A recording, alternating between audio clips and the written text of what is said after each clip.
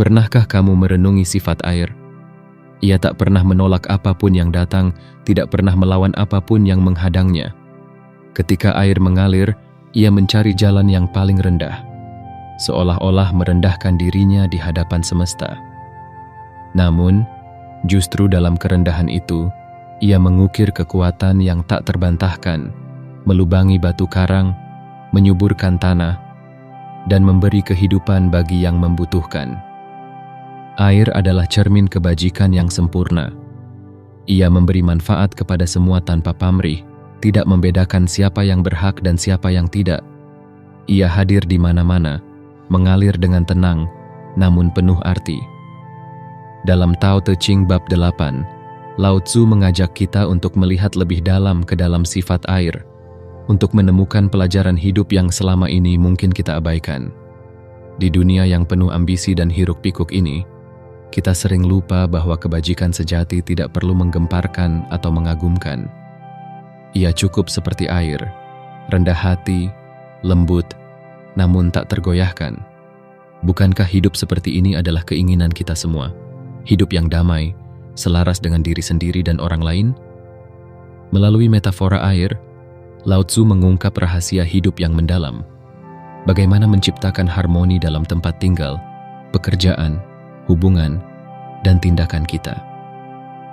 Bab ini tidak hanya mengajarkan kita untuk menjadi bijaksana, tetapi juga mengingatkan kita bahwa kebajikan sejati adalah kebajikan yang mengalir tanpa henti, mengisi celah-celah kehidupan tanpa pernah merasa terbebani. Mari kita menyelami pelajaran abadi dari kebajikan yang seperti air ini. Sebuah ajakan untuk berhenti melawan arus, merendahkan hati, dan menjadi bagian dari aliran kehidupan yang lebih besar. Bagian 1. Air, simbol kebajikan yang mendalam. Air adalah elemen paling sederhana yang sering kita abaikan, tetapi dalam kesederhanaannya tersembunyi kebijaksanaan yang dalam. Lao Tzu dalam Tao Te Ching bab 8 memilih air sebagai simbol kebajikan tertinggi, bukan tanpa alasan. Air memiliki sifat yang paradoks. Ia lembut, namun mampu melubangi batu. Ia tidak memiliki bentuk tetap, namun selalu menemukan jalannya. Dari sini, kita diajak untuk merenungi apa yang sebenarnya dimaksud dengan kebajikan yang sejati. Dalam hidup, kita sering terjebak dalam keinginan untuk menjadi yang paling menonjol, berdiri di tempat tertinggi, dan diakui oleh banyak orang. Namun, air mengajarkan sesuatu yang berbeda. Kebajikan sejati bukanlah tentang berada di atas orang lain, melainkan tentang memberi manfaat dari tempat yang rendah. Air selalu mencari tempat yang paling rendah, tempat yang sering diabaikan atau bahkan dianggap tidak berharga. Namun di sanalah air menemukan kekuatannya untuk menghidupi, menyuburkan dan mendukung kehidupan. Kerendahan hati sebagai kekuatan. Kerendahan hati adalah inti dari ajaran ini. Air tidak pernah menuntut penghargaan atas apa yang telah diberikannya. Ia hanya mengalir, memberi manfaat tanpa pamrih. Lao Tzu seolah ingin berkata bahwa hidup yang selaras dengan Tao adalah hidup yang tidak didorong oleh ambisi pribadi, tetapi oleh keinginan untuk melayani dan membawa kebaikan bagi semesta. Dalam kehidupan sehari-hari, kerendahan hati sering dianggap sebagai kelemahan. Namun, Lao Tzu mengajarkan bahwa kerendahan hati adalah sumber kekuatan sejati. Sama seperti air yang mampu mengikis batu selama ribuan tahun, kerendahan hati memiliki kekuatan yang lembut namun tak tergoyahkan.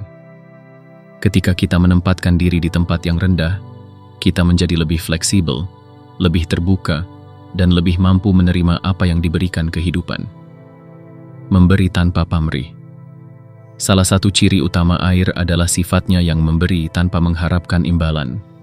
Ia menghidupi tumbuhan, hewan, dan manusia tanpa membedakan.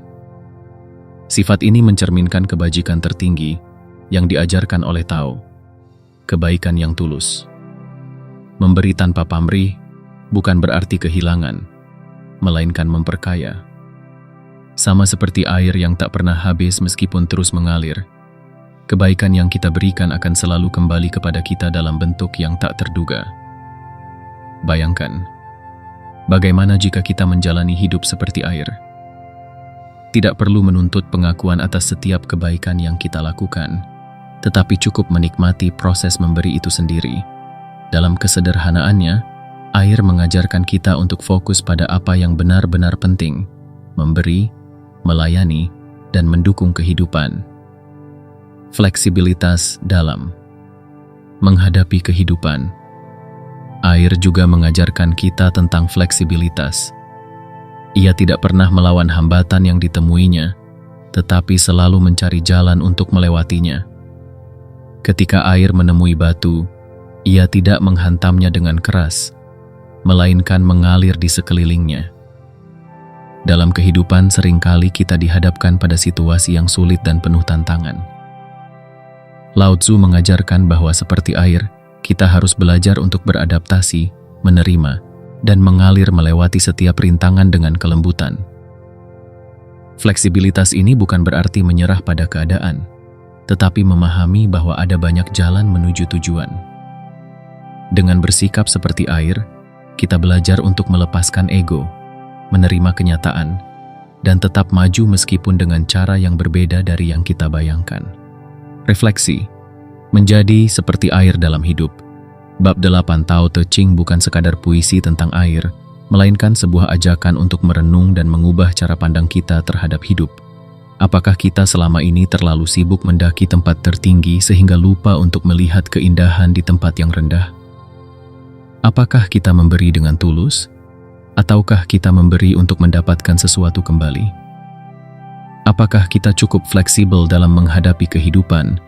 Ataukah kita terlalu kaku dengan rencana yang kita buat? Air mengajarkan bahwa kebajikan tertinggi tidak perlu dramatis atau mencolok. Ia cukup menjadi, cukup mengalir, dan cukup memberi. Dari sifat air yang sederhana, namun dalam ini, kita dapat belajar untuk menjalani hidup yang lebih damai, lebih penuh makna, dan lebih dekat dengan Tao. Jika kita mampu memahami dan meniru sifat air, kita tidak hanya akan menemukan kebahagiaan dalam hidup, tetapi juga menjadi sumber kebahagiaan bagi orang lain. Sebagaimana air yang mengalir tanpa henti, kebajikan sejati akan terus mengalir dari hati yang penuh kerendahan dan keikhlasan. Bagian ini adalah awal dari perjalanan menuju pemahaman yang lebih mendalam tentang hidup seperti air. Ketika kita mampu menghayati pelajaran ini, kita siap melangkah ke bagian berikutnya. Bagaimana kebajikan seperti air ini dapat diterapkan dalam setiap aspek kehidupan kita? Bagian 2. Menerapkan kebajikan seperti air dalam kehidupan sehari-hari. Setelah memahami esensi air sebagai simbol kebajikan, langkah berikutnya adalah menerapkannya dalam kehidupan kita. Lao Tzu tidak hanya memberikan gambaran filosofis, tetapi juga panduan konkret tentang bagaimana sifat air dapat menjadi pedoman dalam berbagai aspek hidup. Kebijaksanaan ini menyentuh setiap sisi kehidupan: tempat tinggal, perasaan, memberi, berbicara, memimpin, bekerja, dan bertindak. 1. Dalam tempat tinggal, cintailah lingkungan. Air selalu menemukan tempat yang mendukung kehidupan, seperti sungai yang mengalir di lembah subur atau hujan yang menyuburkan tanah kering. Lao Tzu mengajarkan bahwa kita harus mencintai lingkungan kita, baik secara fisik maupun spiritual. Secara fisik, pilihlah tempat tinggal yang harmonis dengan alam, yang mendukung kesehatan dan ketenangan jiwa. Rumah bukan hanya bangunan, tetapi juga tempat di mana kita merasa damai. Secara spiritual, jadikan tempat tinggal kita sebagai pusat kebajikan, di mana orang lain merasa diterima dan disambut dengan tulus. Bayangkan, apakah rumah kita sudah mencerminkan nilai ini? Apakah ia menjadi sumber harmoni, atau justru tempat yang penuh ketegangan? 3. Dalam perasaan, hayati dengan kedalaman hati. Air menyerap setiap jejak yang ditinggalkan di permukaannya, riak kecil, angin, atau hujan. Ini mencerminkan bagaimana kita seharusnya menghadapi perasaan. Lao Tzu mengajarkan bahwa kebajikan sejati muncul dari perasaan yang murni dan tulus. Hayati emosi tanpa menolaknya.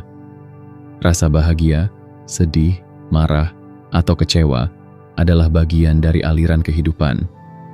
Jangan membiarkan perasaan menguasai kita, tetapi belajarlah untuk menyelami mereka dengan bijak, seolah-olah kita menyelami kedalaman air. Ketulusan hati dalam merasakan adalah langkah awal menuju kebijaksanaan. Jangan takut untuk merasakan, tetapi jangan biarkan emosi menjadi air bah yang merusak segalanya. 3. Dalam memberi, landasi dengan kebaikan hati air memberikan segalanya tanpa mengharapkan imbalan. Ia tidak memilih siapa yang akan diberi manfaat, baik itu manusia, hewan, atau tumbuhan. Lao Tzu mengajarkan bahwa pemberian sejati adalah pemberian yang tidak mengikat, bebas dari keinginan untuk mendapatkan pengakuan. Ketika memberi, lakukanlah dengan hati yang tulus. Jangan menghitung-hitung apa yang telah kita keluarkan, atau menunggu balasan dari orang lain. Pemberian yang tulus adalah pemberian yang melahirkan kebahagiaan, baik bagi pemberi maupun penerima.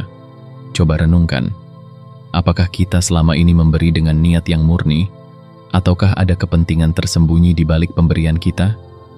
4. Dalam berbicara, tunjukkan ketulusan hati air mengalir dengan tenang, tidak pernah mengeluarkan suara, kecuali ketika diperlukan, seperti gemericik sungai yang menenangkan. Dalam berbicara, Lao Tzu mengingatkan bahwa kata-kata harus mencerminkan ketulusan hati. Pilih kata-kata yang membangun, bukan yang meruntuhkan. Setiap ucapan kita memiliki kekuatan untuk menyembuhkan atau melukai. Diam adalah emas ketika kata-kata tidak mampu mencerminkan kebenaran atau kebaikan. Berbicara dengan ketulusan bukan berarti berbicara sembarangan.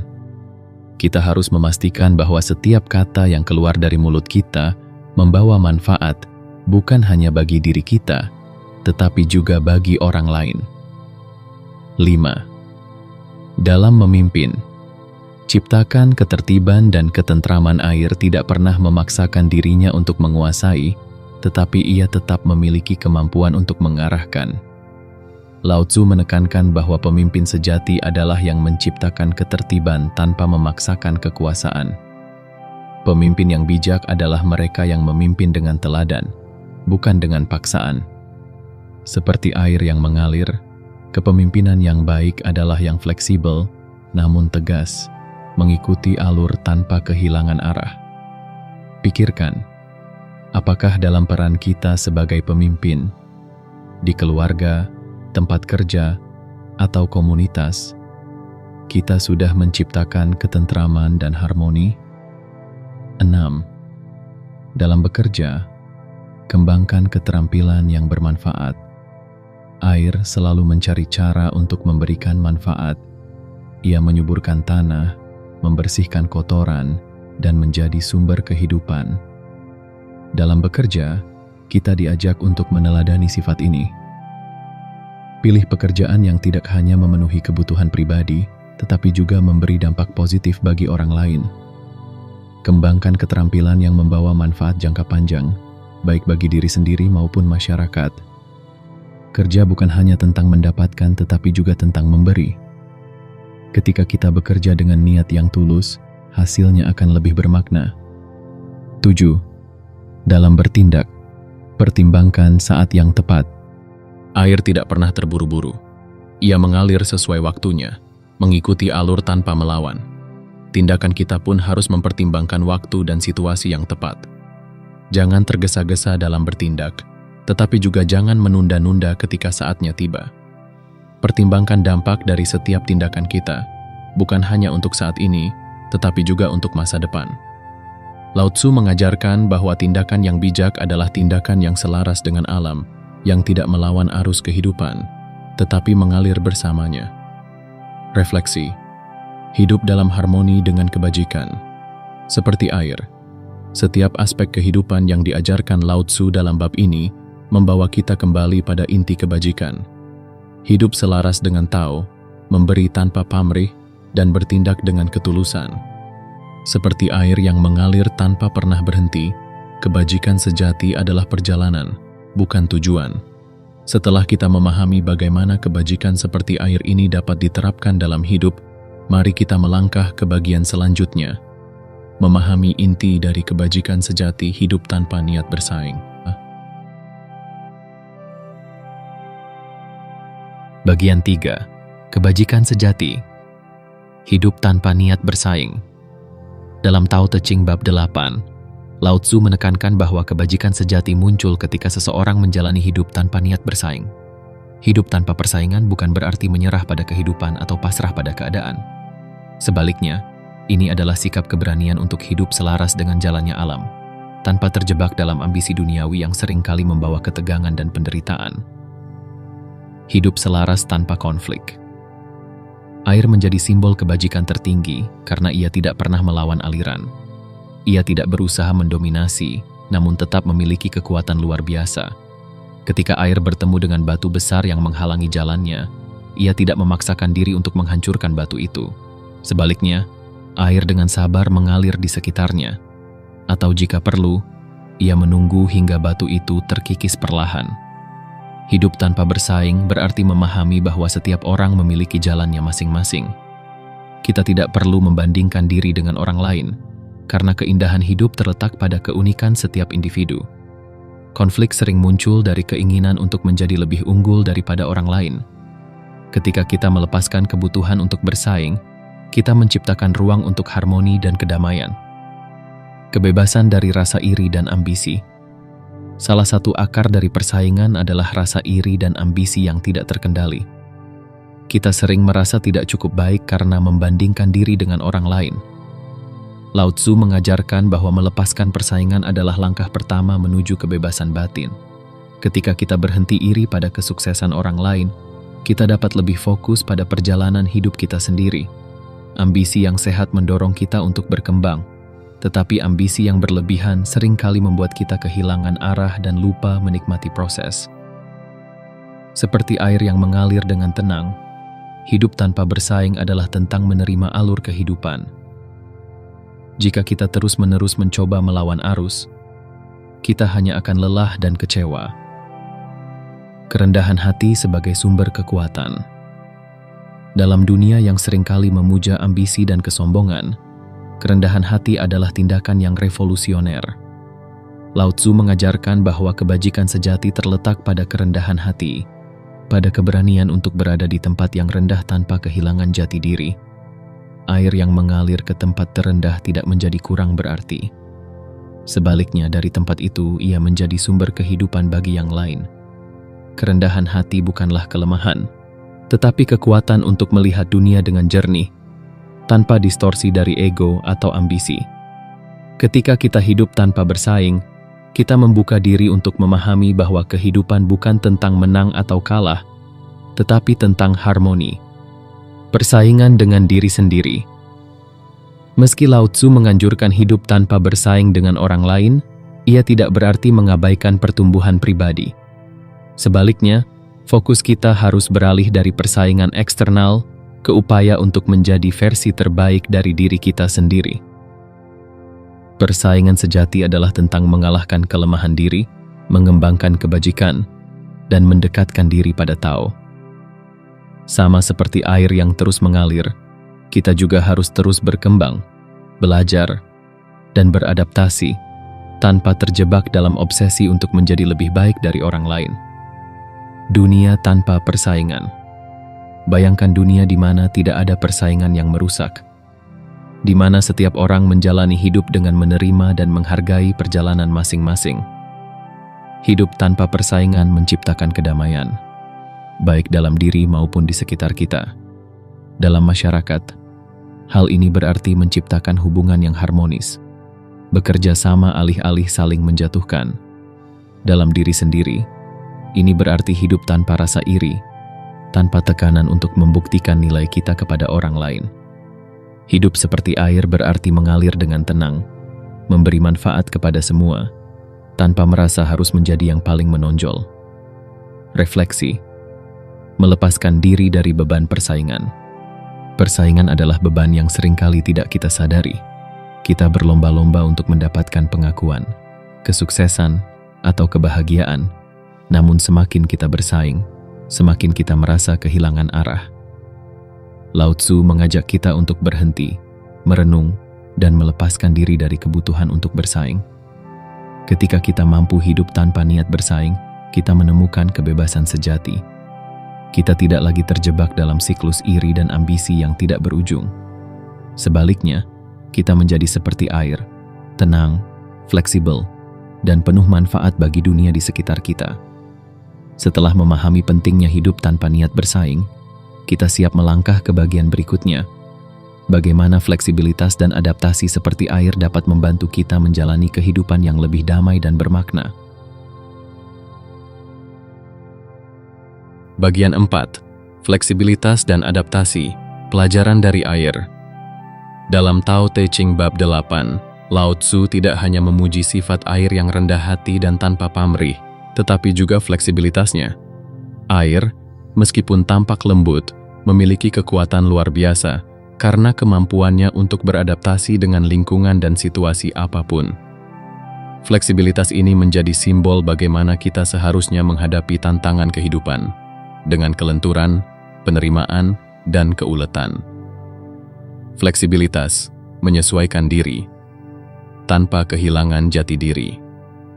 Air tidak pernah memaksakan bentuknya. Ia menyesuaikan diri dengan wadahnya, mengalir di sekitar hambatan, dan tetap setia pada sifatnya. Ini mengajarkan kita bahwa fleksibilitas bukan berarti menyerah atau kehilangan jati diri, melainkan kemampuan untuk menghadapi perubahan dengan cara yang bijaksana. Dalam kehidupan pribadi, hidup seringkali membawa perubahan yang tidak terduga.